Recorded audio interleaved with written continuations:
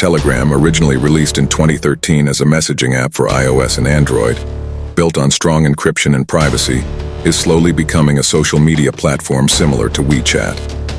With a nearby feature giving users the ability to find and add new friends, now Telegram allows users to purchase cryptocurrency, storing it in a wallet assigned to their accounts.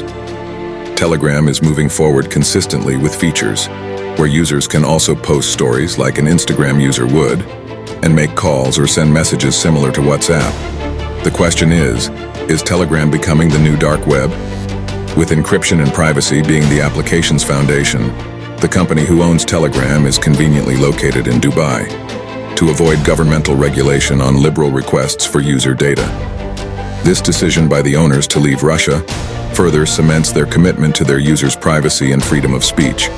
Chief Executive Officer of LexisNexis Risk Solutions, Haywood Talcove, has stated Telegram is social media for organized criminals.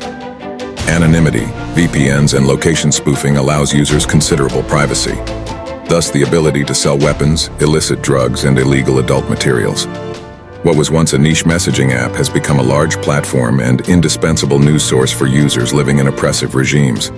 While Telegram has become a magnet for criminality and scammers, it also serves as a platform for users to organize in the face of a humanitarian crisis, in both Ukraine and Palestine, for example.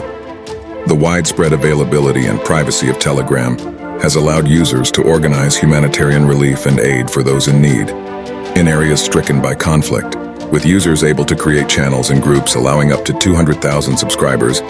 The main criticism for many, including potential investors, is the element of criminality on Telegram due to its privacy policies and lacks content moderation. Telegram only acts on calls to violence and the distribution of illegal adult materials. Telegram as a platform has the ability to do good without sacrificing user privacy and encryption. If you found this video interesting and informative, please like and share to help us reach our first milestone of 100 followers.